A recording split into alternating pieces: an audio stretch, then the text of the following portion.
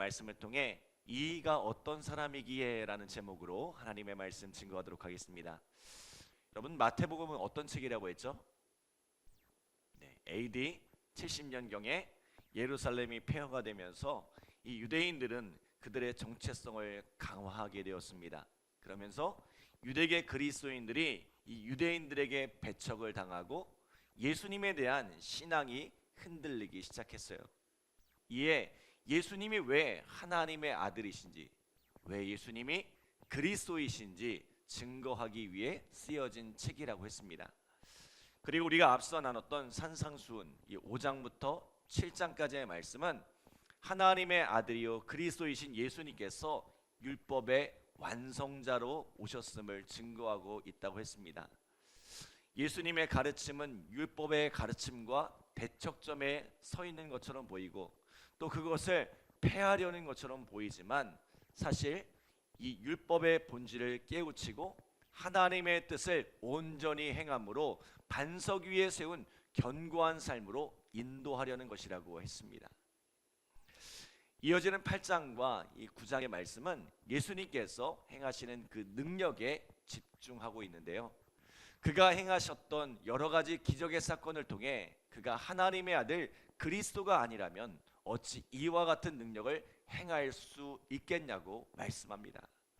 자, 오늘 먼저 8장에 기록된 5가지 일화를 함께 나누기 원합니다.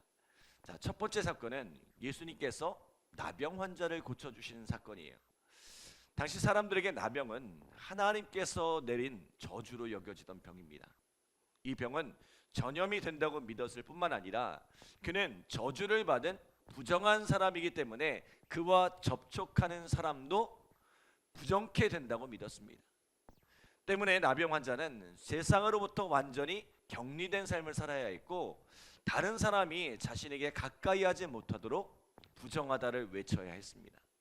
게다가 혹 나병 환자가 사람들을 가까이 하려고 하면 돌팔매를 가하기도 했습니다.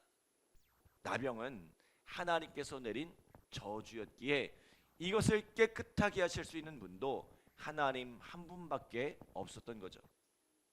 그런데 이 나병 환자가 예수님께 나와 이런 고백을 드립니다. 자, 우리 2절 말씀 함께 읽겠습니다. 2절 시작. 한 나병 환자가 나와 절하며 이르되 주여 원하시면 저를 깨끗하게 하실 수 있나이다 하거늘. 아멘. 자, 하나님만 깨끗하게 하실 수 있는 이 나병을 예수님이 원하시면 얼마든지 깨끗하게 하실 수 있다는 거예요. 그리고 예수님도 뭐라고 말씀하시냐면 내가 원하노니 깨끗함을 받으라 라고 말씀하세요. 자, 무슨 말씀이에요? 하나님 아버지의 뜻이 곧 예수님의 뜻이라는 거예요. 그리고 하나님께서 그 원하시는 모든 것을 행하시는 전능하신 분이듯이 예수님도 그 원하시는 모든 것을 행하실 수 있다는 거죠. 여러분, 사람은 원한다고 그 원하는 일을 다 할 수 없습니다. 뜻한다고 뜻하는 바를 다 이룰 수가 없습니다. 사람은 그 능력에 한계가 있기 때문이죠. 원하는 것을, 뜻하시는 것을 온전히 이룰 수 있는 분은 하나님 한 분밖에 없습니다. 그리고 그의 아들 그리스도밖에 없어요. 오늘 이 나병 환자의 고백은 이처럼 놀라운 고백입니다. 우리 예수님은 원하시는 그 모든 것을 다 하실 수 있는 분이세요. 예수님께는 불가능이 없습니다. 그가 원하시면, 그가 뜻하시면 못할 일이 없습니다. 여러분, 내가 원하는 것은 할 수 없지만 주님이 원하시면, 주님이 뜻하시면 하실 수 있습니다. 그러므로 우리에게도 이런 고백이 있었으면 좋겠습니다. 주님, 나는 할 수 없습니다. 내게는 능력이 없습니다. 그러나 주님이 원하시면 고칠 수 있습니다. 주님이 원하시면 해결할 수 있습니다. 주님이 원하시면 길이 열려질 것입니다. 그렇게 우리 주님의 주권을 고백하며 나갈 때에 주님의 뜻 가운데 우리에게 역사하실 줄 믿습니다. 자, 두 번째 사건은 예수님께서 백부장의 하인을 고쳐주시는 내용이죠. 자, 로마의 백부장이었던 그는 중풍병으로 누워있는 하인을 위해 예수님을 찾습니다. 자, 그런데 예수님이 보시기에 이 하인을 생각하는 백부장의 마음이 참 기특합니다. 예수님은 지체하지 않고 그의 집으로 가서 이 백부장의 하인을 고쳐주고자 합니다. 그때 이 백부장이 뭐라고 하죠? 우리 8절 말씀 함께 읽겠습니다. 8절 시작. 백부장이 대답하여 이르되 주여 내 집에 들어오심을 나는 감당하지 못하겠사오니 다만 말씀으로만 하옵소서. 그러면 내 하인이 낫겠사옵나이다. 아멘. 유대의 율법을 잘 알고 있던 백부장은 유대의 위대한 스승이요 선지자인 예수님이 이방인인 자신의 집에 들어오는 것이 얼마나 큰 부담이었는지를 잘 알고 있었습니다. 때문에 자신의 집을 찾을 것도 없이 다만 말씀으로만 하옵소서. 그리하면 낫겠사옵나이다. 다만 말씀으로만 하옵소서. 여러분, 이 백부장의 고백이 얼마나 놀라운 고백인 줄 아십니까? 하나님이 세상을 창조하실 때 무엇으로 세상을 창조하셨죠? 말씀으로 세상을 창조하셨습니다. 그 말은 말씀만으로도 이 천지 만물을 이렇게 완벽하게, 이렇게 아름답게 만드실 수 있는 분이세요. 그 말씀만으로 세상 만물을 통치하시고 말씀만으로 당신의 모든 것을 이루시는 분이세요. 하나님은 말씀으로 일하세요. 말씀 한마디면 충분합니다. 오늘 이 백부장은 예수님이 바로 이 하나님과 같은 분이란 거예요. 수고롭게 자기 집까지 찾아오지 않아도 말씀 한마디면 무엇이든지 하실 수 있는 분이란 거죠. 자, 이 백부장의 믿음대로 어떤 일이 일어났습니까? 우리 13절 함께 읽어볼까요? 13절 시작. 예수께서 백부장에게 이르시되 가라 내 믿음대로 될지어다 하시니 그 즉시 하인이 나으니라.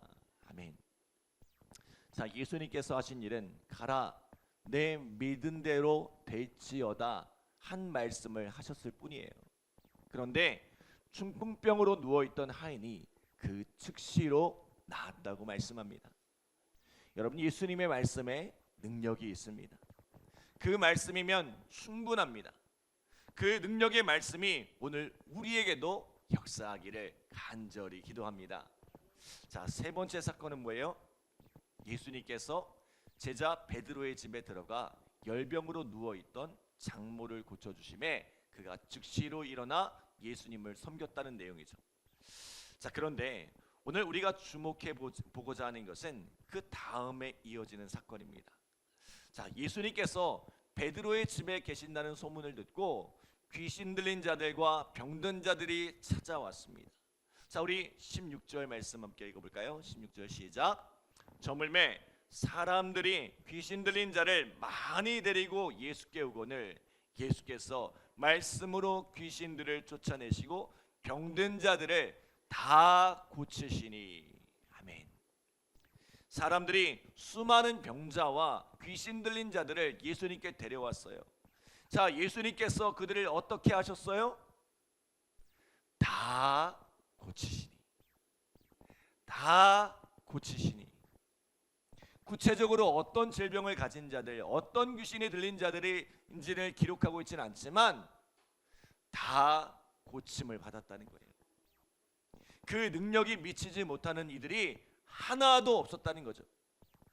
어떤 이들은 가벼운 질병으로 예수님을 찾았을 것이고 또 어떤 이들은 세상 어떤 의술로도 해결할 수 없어 예수님께 나왔을 거예요. 그러나 이것은 내 힘으로도 어쩔 수 없으니 돌아가라 말씀하신 이가 하나도 없다는 거예요. 다시 말하면 예수님 앞에서 해결받지 못할 문제가 하나도 없다는 것입니다. 자, 네 번째 사건 무엇입니까? 예수님께서 제자들과 함께 배를 타고 갈릴리 바다를 건너고 있었습니다. 그런데 큰 놀이로 물결이 배를 뒤덮기 시작했어요. 잘못하면 배가 자초되게 생겼습니다. 제자들이 안간힘을 써보지만 거대한 자연의 힘 앞에 이 베테랑 어부들도 속수무책이었습니다. 그런데 예수님은 뭘 하고 계셨어요? 어이없게도 주무시고 계셨어요. 그때 제자들이 예수님을 막 흔들어서 깨우며 주여 우리가 죽게 되었는데 어찌 이러고 계십니까? 우리를 구원하소서라고 이야기하죠. 제자들은 너무나 절박하게 예수님을 흔들어 깨웠는데 예수님은 제자들을 향해 뭐라고 말씀하세요? 어찌하여 무서워하느냐 이 믿음이 적은 자들아 라고 하시더니 바람과 바다를 꾸짖으세요. 그러니까 그 무섭게 뛰놀던 바다가 갑자기 잔잔해졌습니다. 그때 이것을 지켜보던 이들이 이런 고백을 합니다. 자, 우리 27절 말씀 함께 읽겠습니다. 27절 시작.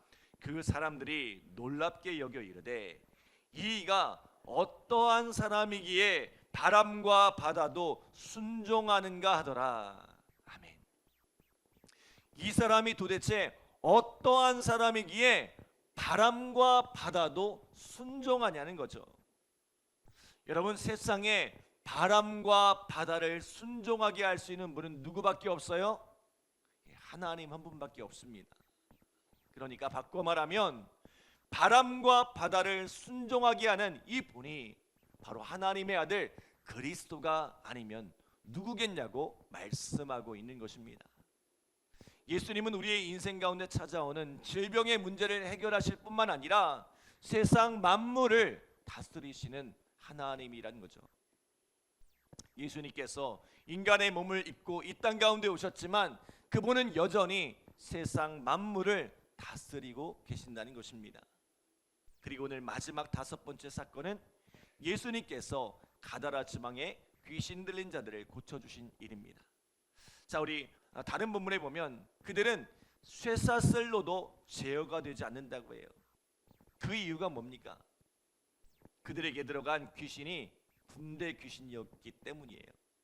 너무나 많은 귀신이 들어가서 그 무엇으로도 통제할 수 없는 이들입니다. 그런데 그들이 예수님을 보자마자 뭐라고 반응해요? 우리 29절 함께 읽겠습니다. 29절 시작. 이에 그들이 소리질러 이르되 하나님의 아들이여 우리가 당신과 무슨 상관이 있나이까? 때가 이르기 전에 우리를 괴롭게 하려고 여기 오셨나이까 하더니 아멘. 비록 귀신에 들려 정신이 온전치 못했으나 그들은 한눈에 예수님이 하나님의 아들이라는 것을 알아봅니다. 그리고는 하나님의 아들이여 우리가 당신과 무슨 상관이 있나이까 묻습니다. 그러더니 31절에 보니까 이렇게 청하죠. 자, 31절 같이 읽어볼까요? 귀신들이 예수께 간구하여 이르되 만일 우리를 쫓아내시려면 돼지떼에 들여보내 주소서 하니. 자, 세상 무엇으로도 통제되지 않던 이 귀신들이 하나님 앞에서는 마치 순한 양과 같습니다. 군대 귀신이라는 이 수많은 마귀들이 예수님의 권세 아래 굴복하더란 거예요. 다시 말하면 마귀조차 굴복하느니 그가 바로 하나님의 아들 그리스도라는 것입니다. 자, 정리해 볼까요? 예수님 어떤 분이라고요? 원하시면 깨끗하게 하실 수 있는 분, 원하시면 무엇이든지 하실 수 있는 분이세요. 또 말씀만으로도 낫게 하실 수 있는 분, 그 말씀만으로도 충분히 행하실 수 있는 분이세요. 또 예수님은 다 고치시는 분이세요. 예수님은 못하시는 것이 없어요. 그리고 예수님은 바람과 바다도 세상 모든 만물을 다스리는 분이세요. 심지어 영적인 세계, 사단 마귀조차도 굴복시키는 분이 바로 예수님이세요. 그렇다면 이 예수님은 누구십니까? 이 모든 일련의 사건이 예수님을 누구라 가리키고 있어요? 하나님의 아들 그리스도라는 것입니다. 이분이 그리스도가 아니면 어찌 이러한 일을 행하실 수 있겠냐는 거예요. 그러므로 우리가 이 예수님을 하나님의 아들로 그리스도로 영접하면 어떤 일이 일어납니까? 원하는 뜻대로 우리를 회복하시고 말씀만으로도 우리를 고치시며 우리의 모든 문제를 고치시고 우리를 둘러싼 모든 환경을 잠잠케 하시며 사단 마귀의 권세도 물리쳐 주시는 줄 믿습니다. 오늘 이 하나님의 아들 이 예수 그리스도와 함께 이 은혜를 누리는 우리 믿음의 성도들 되시기를 간절히 기도합니다. 기도하겠습니다. 하나님 감사합니다. 오늘 우리 가운데 귀한 말씀 주시고 또 이 말씀으로 예수님이 누구신지 우리의 마음속에 다시 한번 깨닫게 하심에 감사드립니다. 예수님이 누군지 몰라 의심하며 두려워하며 근심하며 살아간 우리들의 삶 속에 이제 예수님을 내 삶의 주인으로 모시고 살아가게 하시고 그 예수님께서 우리의 삶을 다스리는 복된 삶을 살아갈 수 있도록 우리를 인도하여 주시옵소서. 주님 원하시면 또 말씀하시면 모든 것을 행하실 수 있는 분이신 줄 믿습니다. 하나님 이 세상 모든 만물이 그 예수의 이름에 굴복하고 또 이 영의 세계 또 그 사단 마귀조차도 예수님의 이름 앞에 굴복하는 줄 믿습니다. 오늘 그 예수의 이름을 의지하여 우리가 나아갈 때에 하나님의 참 승리가 오늘 우리 가운데 일어나게 하여 주시옵소서.